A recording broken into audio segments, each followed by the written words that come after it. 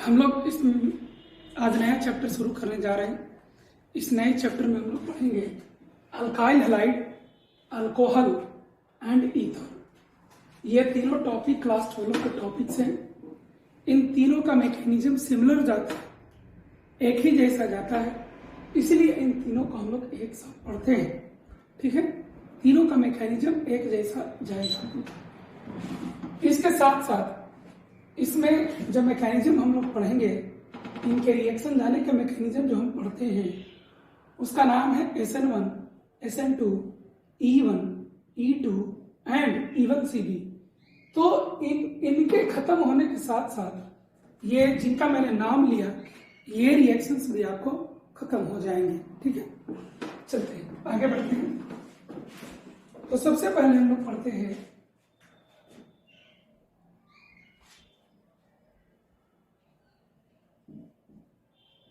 Substitution reaction. क्या पढ़ते हैं सबसे पहले? Substitution reaction. जनरली इसको कैसे लिखते हैं?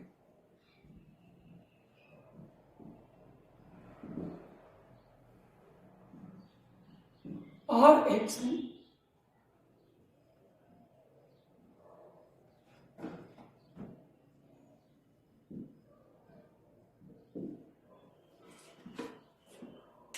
सब्स्टिट्यूशन रिएक्शन का जनरल रिप्रेजेंटेशन इस तरह से होता है, जिसमें जिसके ऊपर कोई अटैक करता है, जिसके ऊपर कोई अटैक करता है, ठीक है, उसको हम लोग सबस्ट्रेट कहते हैं। क्या कहते हैं? सबस्ट्रेट कहते हैं, या इसी को हम लोग रिएक्टेंट कहते हैं। ठीक है, जो अटैक करता है उसको हम लोग रिएजेंट कहते हैं, और इस केस में इसको हम लोग न्यूक्लियोफाइल कहते हैं। क्या कहेंगे? न्यूक्लियोफाइल। इनके बीच रिएक्शन होने के बाद जो बनता है इसको प्रोडक्ट कहते हैं।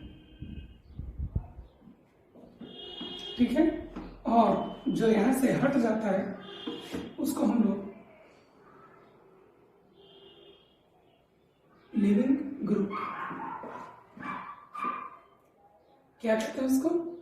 लिविंग ग्रुप कहते हैं। इसका एक और नाम चला है न्यूक्लियोफ्यूग। न्यूक्लियोफ्यूग भी इसी को कहते हैं। तो फिर से देखते हैं, अल्काइल हैलाइड, अल्कोहल और ईथर टॉपिक को हम पढ़ेंगे। इनका जो मेन रिएक्शन है वो सब्स्टिट्यूशन रिएक्शन है, इलिमिनेशन रिएक्शन है। ठीक है, इलिमिनेशन ये नहीं जाता है, कोई जाता है कोई नहीं जाता, धीरे धीरे सब क्लियर होगा आपको। ठीक है, तो ये है आपका सबस्ट्रेट जिस पर कोई अटैक करता है, ये है रिएजेंट जो अटैक करता है। इनके रिएक्शन करने के बाद जो मेन बनता है उसको प्रोडक्ट कहते हैं, और जो किनारे में बना इस केस में उसको हम लिविंग ग्रुप कहते हैं। ठीक है, बढ़िया है। यहाँ पर बहुत कुछ हमें सीखने को है डिटेल में, एक एक करके हम लोग डिटेल में सीखते हैं। सबसे पहले जो टर्म हम लोग डिटेल में सीखेंगे उसका नाम है लिविंग न्यूक्लियोफाइल।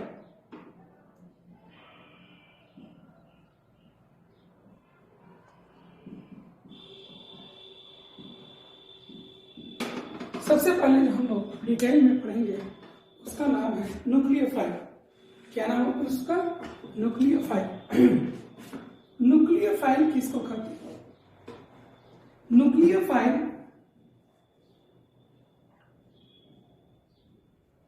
को जब हम ब्रेक करें तो ये आपको न्यूक्लियो प्लस फाइल से बना। न्यूक्लियो का मतलब होता है न्यूक्लियस, और फाइल का मतलब होता है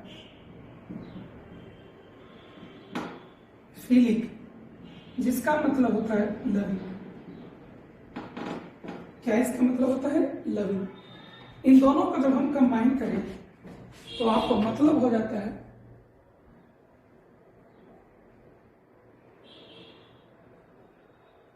nucleus loving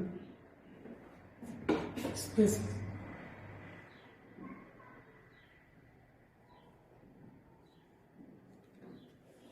nucleus loving species इसका नाम है। इसका डिफिनीशन दिया गया है, it is the specie having tendency to attack the electron deficient carbon atom in the molecule.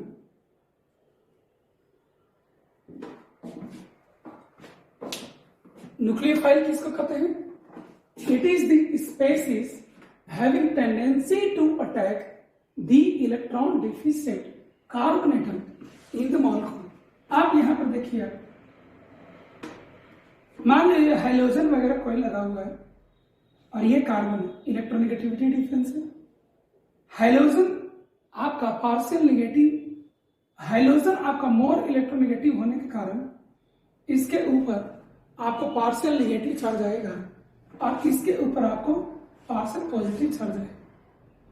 This carbon is electron deficient and therefore ये जो न्यूक्लियोफाइल होता है ये आपको इस पर अटैक कर जाता है, इलेक्ट्रॉन डिफिशिएंट कार्बन पर अटैक कर।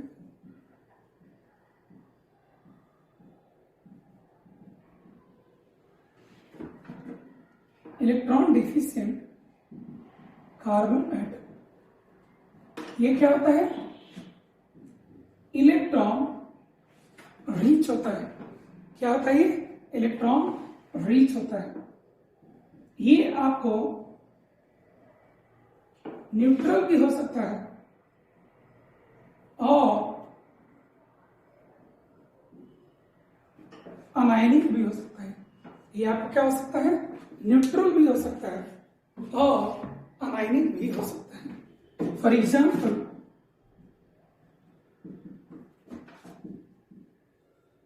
H2O, ये देखिए इलेक्ट्रॉन रिच है। NH3 इलेक्ट्रॉन रिच है। CH3O- इलेक्ट्रॉन रिच है, एक्सेट्रा। ठीक है, तो न्यूक्लियोफाइल कौन होता है? जो इलेक्ट्रॉन रिच होता है। ये न्यूट्रल भी हो सकता है, अनायनिक भी हो सकता है। ठीक है, लेकिन ये इलेक्ट्रॉन रिच जरूर होगा।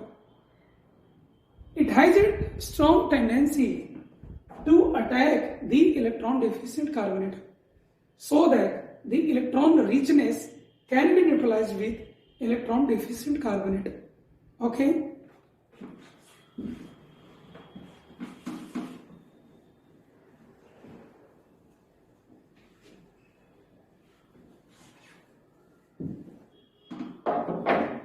यहां पर एक टर्म हम लोग सीखते हैं जिसका नाम है nucleophilicity.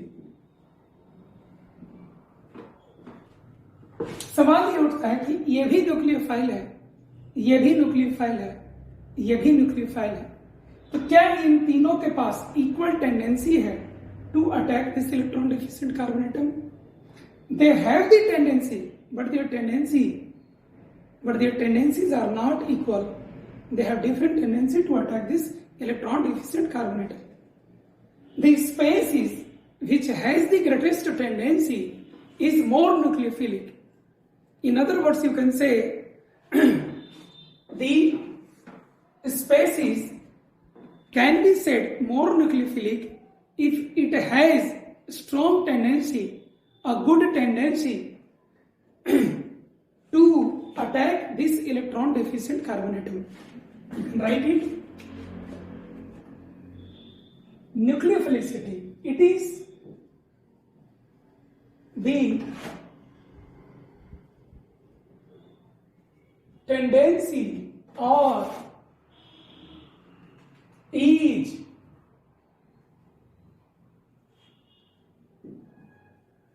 with which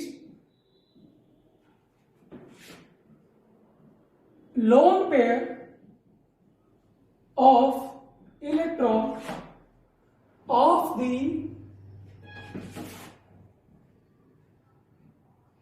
species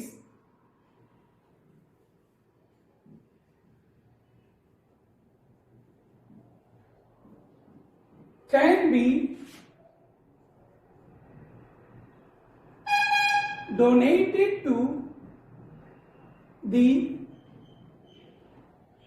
electron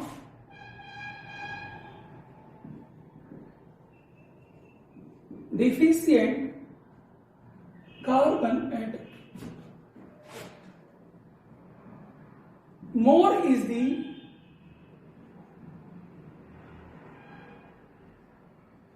tendency, better is the nucleophile.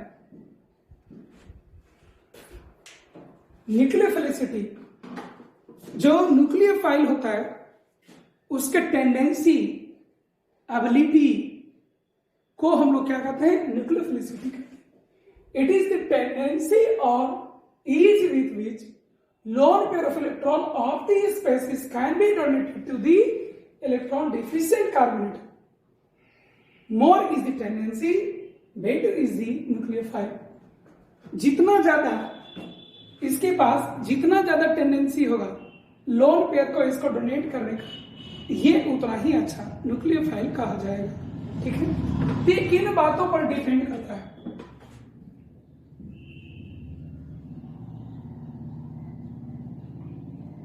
It depends on first charge of the on the donor at,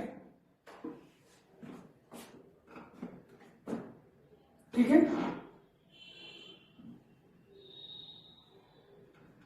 charge जितना ज्यादा होगा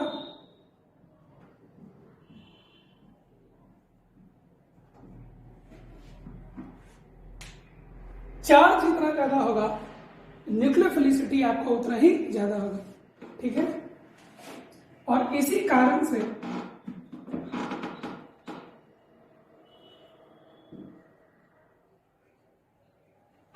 न्यूट्रल से ज्यादा अच्छा होता है अनायनिक. न्यूट्रल न्यूक्लियोफाइल से अच्छा न्यूक्लियोफाइल कौन होगा? अनायनिक. जैसे NH3 से अच्छा न्यूक्लियोफाइल है NH2 माइनस. H2O से अच्छा है OH माइनस.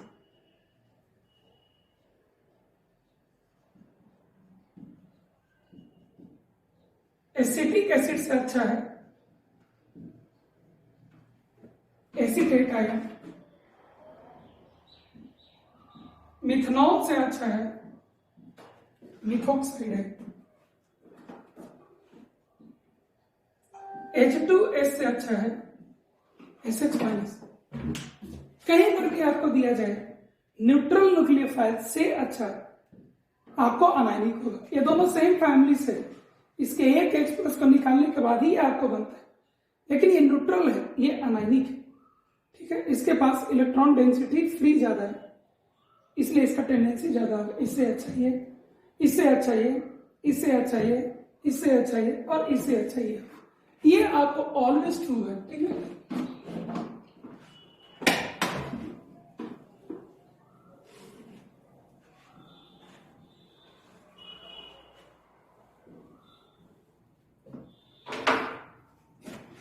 अगर हम लोग अलाउंग द पीरियड देखें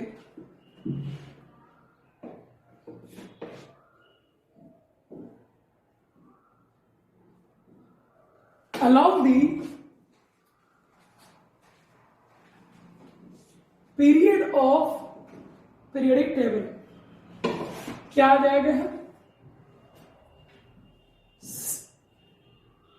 CH3 minus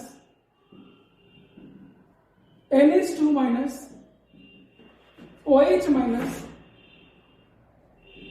and F minus या SiH3 minus PH2 minus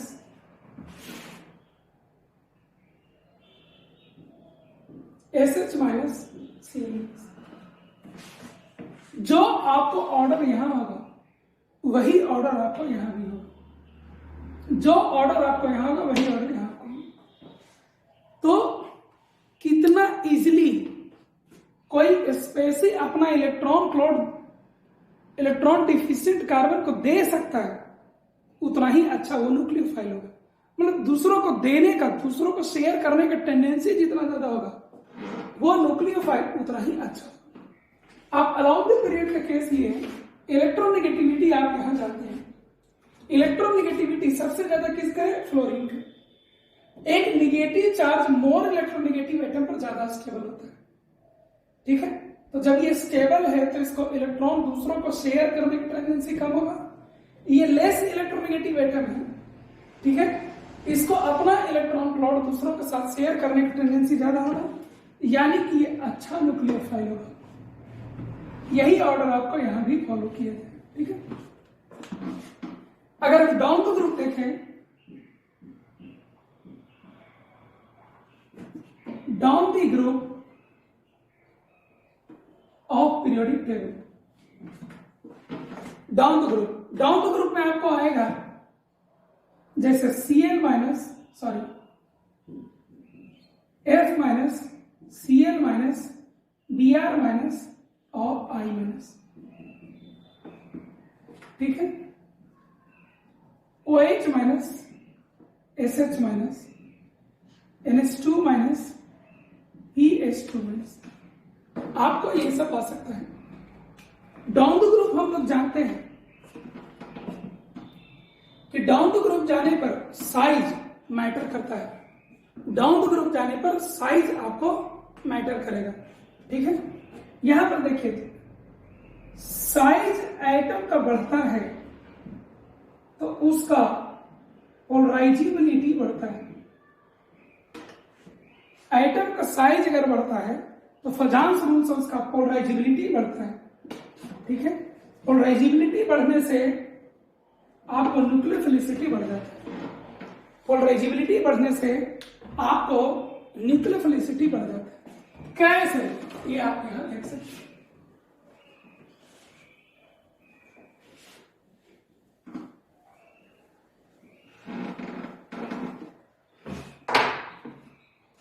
जैसे ये देखो,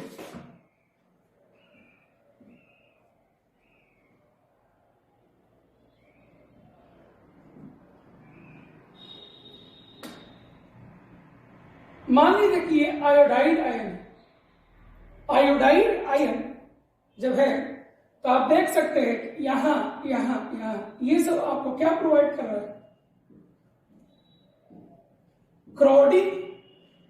ये कार्बन sp3 है, ये कार्बन आपको टेट्राहेड्रल है। एक ग्रुप यहां है, 3 ग्रुप इधर है, तो यहां क्राउडेड थोड़ा होगा।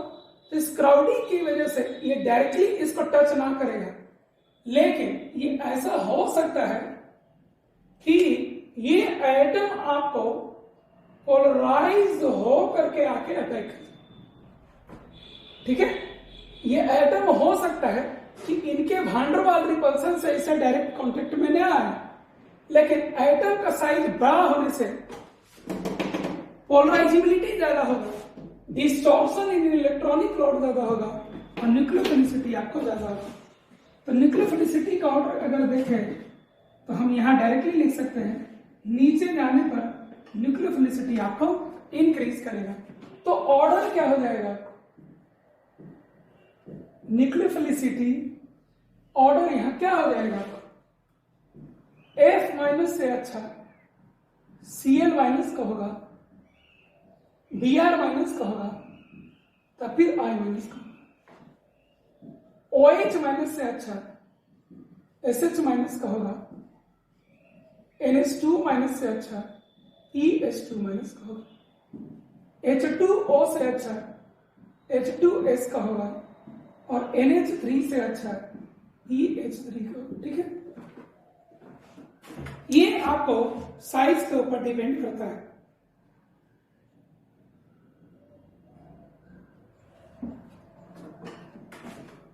बड़े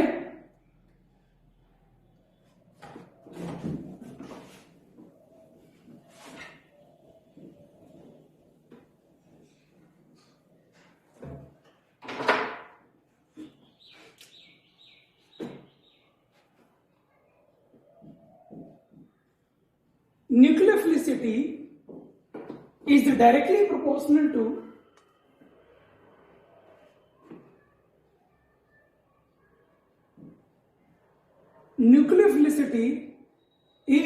directly proportional to what?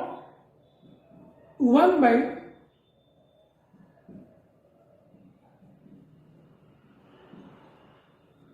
delocalization।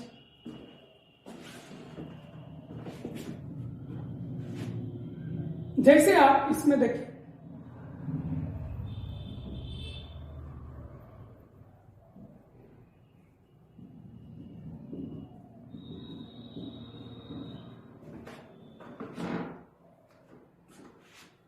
इसमें रेजोनेंस केवल आपको यहां हुआ। ठीक है,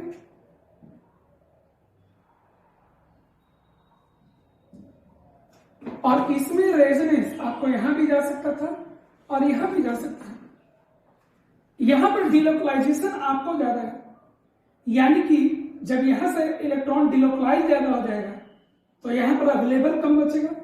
जब अवेलेबल ही कम होगा तो डोनेट करने की टेंडेंसी भी कम होगा, यानी कि ये पुअर न्यूक्लियोफाइल होगा और ये गुड न्यूक्लियोफाइल होगा। और इसीलिए इसका ऑर्डर बनता है CH3O minus, OH minus, O minus,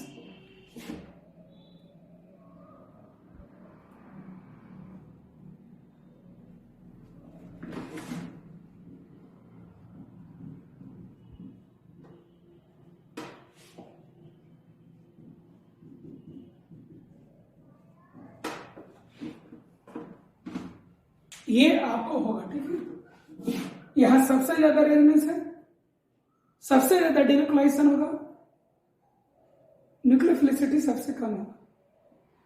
यहां उससे कम रेजोनेंस है, यहां और कम रेजोनेंस है, यहां का रेजोनेंस ही नहीं है और यहां और इलेक्ट्रॉन जा नहीं रहा है बल्कि और मिल रहा है। इसमें सबसे अच्छा न्यूक्लियोफाइल आपको ये हो जाएगा। ठीक है,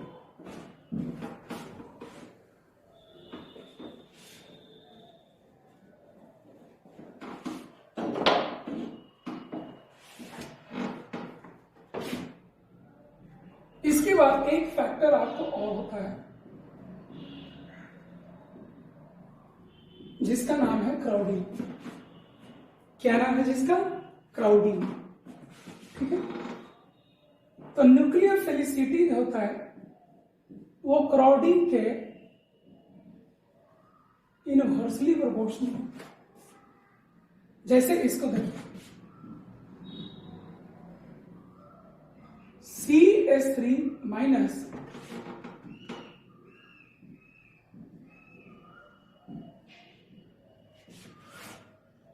और इसको देखिए,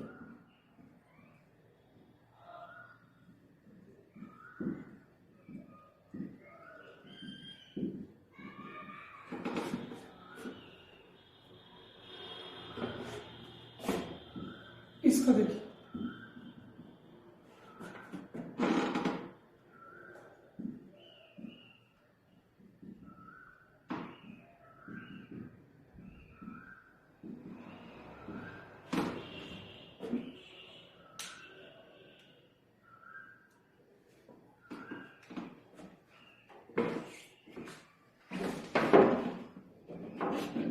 ये दो पहला तो काफी है आपको।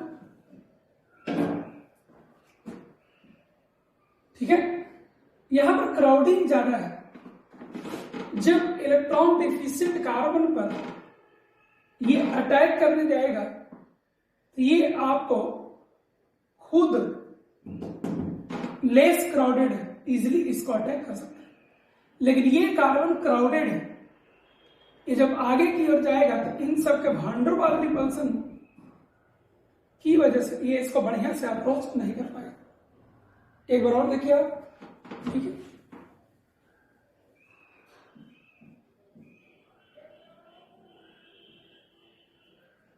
जब ऐसा क्राउडेड न्यूक्लियोफाइल इसको अप्रोच करेगा तो यहां पर जो ग्रुप्स लगे होंगे उनसे इस क्राउडेड बेस को, इस क्राउडेड न्यूक्लियोफाइल को रिपल्सन मिलेगा।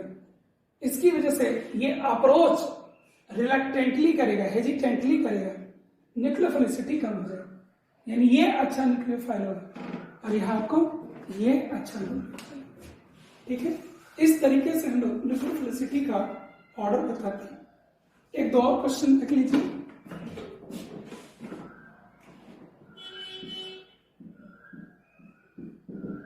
जैसे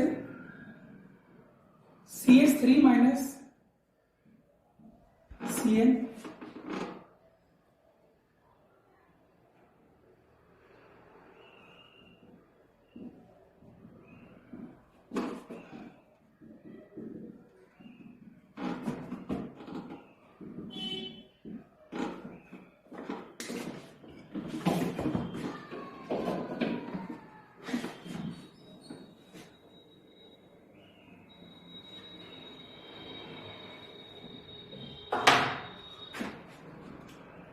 ये हो गया या फिर ये हो गया।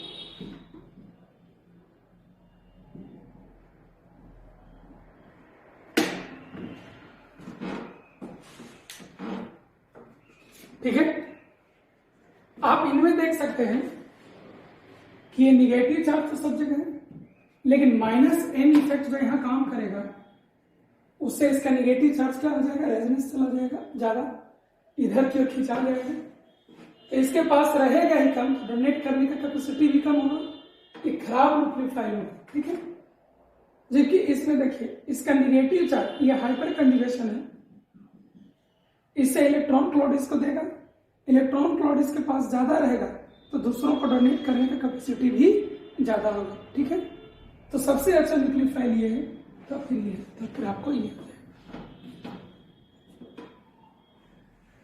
इस केस में देखिए ये आपको sp3 कार्बन है, ये आपको sp कार्बन, sp होने के कारण ये आपको more electronegative and negative charge on more electronegative atom is relatively more stable. यानी कि जब ये स्टेबल ही है तो दूसरों को इलेक्ट्रॉन देने का कैपेसिटी और कम होगा, एक खराब न्यूक्लियोफाइल होगा, इसको देने की टेंडेंसी ज्यादा होगा, ये एक अच्छा न्यूक्लियोफाइल होगा। इन तीनों में देखिए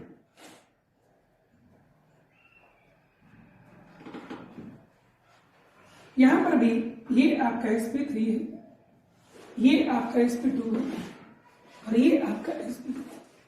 एस कैरेक्टर ज्यादा है, इलेक्ट्रोनेगेटिविटी ज्यादा है, इलेक्ट्रोनेगेटिविटी ज्यादा होगा तो लोन पर डोनेटिंग कैपेसिटी इसका कम होगा, तो इसका न्यूक्लियोफिलिसिटी का ऑर्डर आपको, न्यूक्लियोफिलिसिटी आपको इतना ही पढ़ना है, बाकी अगर कुछ दिक्कत आएगा तो हम देखेंगे, इसको आप नोट कर सकते हैं।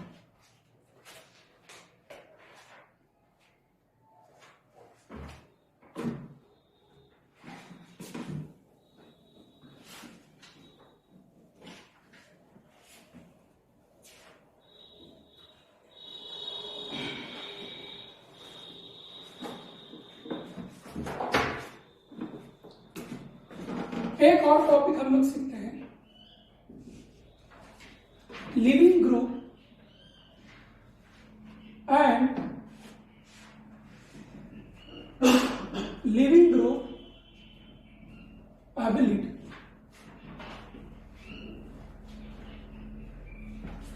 जैसे इस रिएक्शन में देखें आपको RNU बना और X माइनस चला गया, ठीक है। तो ये NU इसको अटैक किया और ये चला गया। ये बॉन्डेड इलेक्ट्रॉन क्लॉड को अपनी ओर लेकर के चला गया और इस पर क्या आ गया है, नेगेटिव चार्ज। तो वैसा स्पेसीज जो बॉन्डेड इलेक्ट्रॉन पेयर को लेकर के और डिपार्ट कर जाता है रिएक्शन, उसको हम लोग लिविंग ग्रुप कहते हैं। तो लिविंग ग्रुप का डिफिनेशन क्या हो जाएगा, it is the atom or which departs along with bonded pair of electron. It can be neutral or anionic spacing. ये न्यूट्रल भी हो सकता है या अनायनिक स्पेसिस भी हो सकता है, ठीक है। एक होता है और leaving group ability.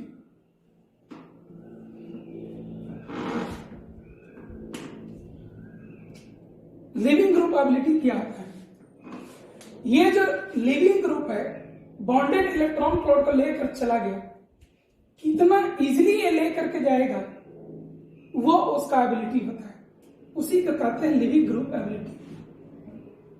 It is the ease with which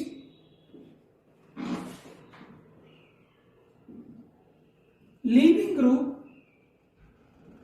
departs, कितना आसानी से लिविंग ग्रुप आपको छोड़ के चला जाए, यही उसका लिविंग ग्रुप एबिलिटी होता है, ठीक है।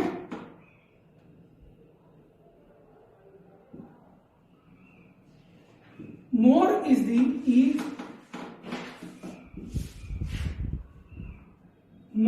the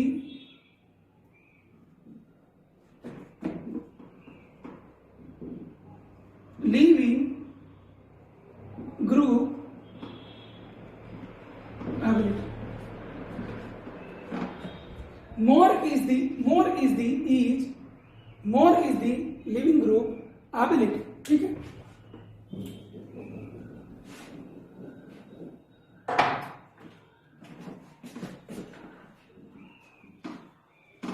तो एक अच्छा लिविंग ग्रुप कौन होगा, जो छोड़कर जाने के बाद स्टेबल हो। कोई छोड़कर क्यों जाना चाहेगा, क्योंकि जाने के बाद वो स्टेबल होगा तो छोड़कर जाना चाहेगा। A good leaving group is a stable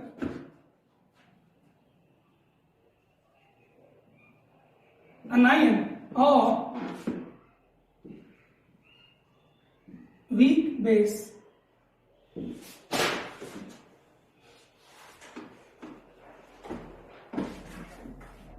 जैसे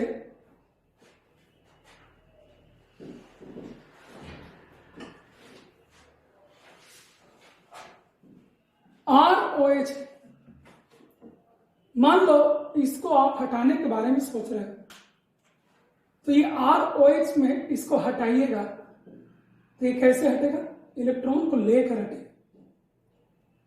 तो ये कैसे हटेगा, आपको OH माइनस हटेगा। OH माइनस हम पहले से जानते हैं कि स्ट्रॉन्ग बेस होता है। स्ट्रॉन्ग बेस का मतलब क्या होता है, लेस स्टेबल।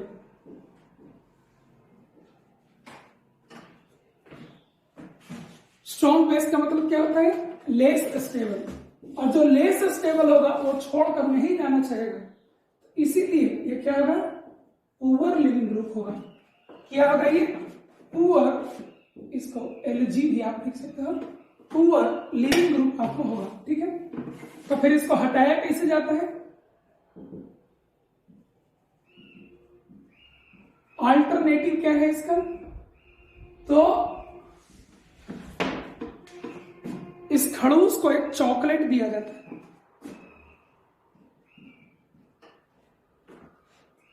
इस चॉकलेट को जब ये खाता है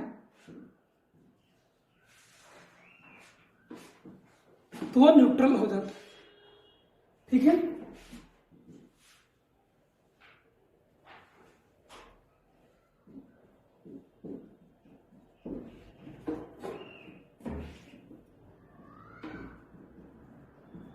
ये क्या है आपको?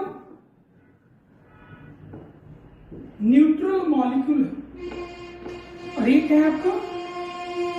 स्टेबल है। ठीक है, तो आप देख सकते हैं यहां पर OH माइनस है लिविंग ग्रुप, और यहां पर H2O है लिविंग ग्रुप। तो लिविंग ग्रुप अच्छा कौन हुआ? लिविंग ग्रुप अच्छा कौन हुआ? H2O। ये न्यूट्रल मॉलिक्यूल है, और न्यूट्रल मॉलिक्यूल स्टेबल होते हैं। ये क्या है? OH माइनस है, ये स्ट्रॉन्ग बेस होता है। स्ट्रॉन्ग बेस क्या हुआ? ये दूसरों पर अटैक करने की टेंडेंसी ज्यादा क्यों रखता है? क्योंकि ये लेस स्टेबल है। और ये क्या हो जाएगा? पुअर लिविंग ग्रुप हो जाएगा, और ये क्या हो जाएगा? गुड लिविंग ग्रुप हो जाएगा। ठीक है, क्या हो जाएगा आपको? गुड लिविंग ग्रुप आपको हो जाएगा।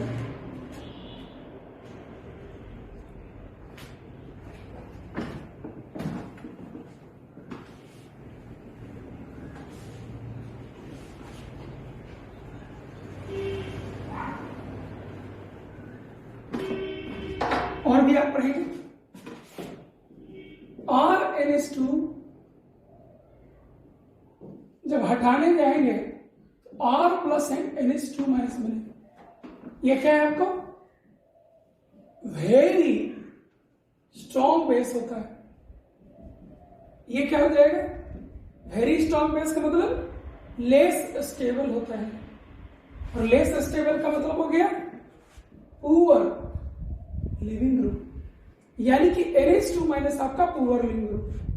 तो इसको किया क्या जाता है कि NH2 को सबसे पहले रिएक्शन करवा दिया जाता है HNO2 से, ये बाद में आप रिएक्शन पढ़ेंगे, और ये कन्वर्ट हो जाता है RN2 प्लस। ये मैकेनिज्म कैसे हुआ मैं आपको आगे पढ़ाऊंगा, अभी आप पकाइएगा नहीं आप।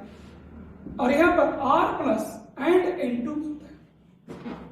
ये क्या है? नाइट्रोजन मॉलिक्यूल है। ये क्या है? Good leaving group. ये क्या है आपको? Good leaving group. और भी कुछ एग्जाम्पल आप देख सकते हैं, जैसे RCOO minus R double bond O minus. इन दोनों में आप देख सकते हैं कि ये मोर स्टेबल है, क्योंकि निगेटिव चार्ज ज्यादा डिलोकलाइज्ड है। तो जो मोर स्टेबल होता है वो गुड लिविंग ग्रुप होता है, इससे अच्छा ये लिविंग ग्रुप है। और देख सकते हैं एक बहुत अच्छा लिविंग ग्रुप CF3COO माइनस आपको होता है, जिसको हम लोग ट्रिफ्लेट एन के नाम से जानते हैं। CF3 ये आपका ट्रिफ्लेट आयन, ठीक है, वेरी गुड लिविंग ग्रुप। ये निगेटिव चार्ज यहां से भी स्टेबलाइज्ड है, यहां से भी, और इसके माइनस आई इफेक्ट से भी stabilised.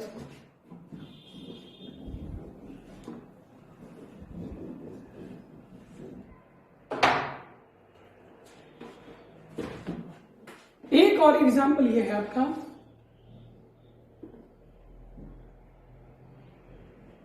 O minus S double bond O,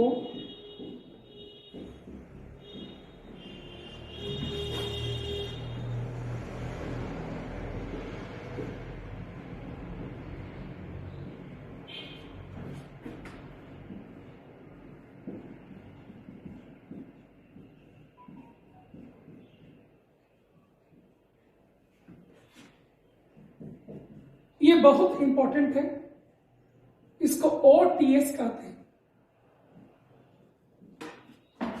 इसको OBS कहते हैं और इसको ONS कहते हैं। आपके लिए बहुत फेमस है, इसको टोसाइलेट आयन भी कहते हैं। ठीक है, ये सारे के सारे all are example of good leaving groups. इसमें क्या होगा कि इस निगेटिव चार्ज को ये थोड़ा डिस्टेबलाइज करेगा, ये -I से स्टेबलाइज करेगा और ये -M से स्टेबलाइज करेगा, तो सबसे ज्यादा स्टेबल ये हो जाएगा, सबसे अच्छा लिविंग ग्रुप आपको ये हो जाएगा। तो इनका लिविंग ग्रुप एबिलिटी का ऑर्डर ये हो जाएगा। इस तरह से हम लोग 2 टॉपिक आज खत्म किए इस वीडियो में, एक न्यूक्लियोफिलिसिटी, दूसरा लिविंग ग्रुप एबिलिटी। अगले वीडियो में हम लोग सीखेंगे SN1 रिएक्शन का मैकेनिज्म क्या होता है।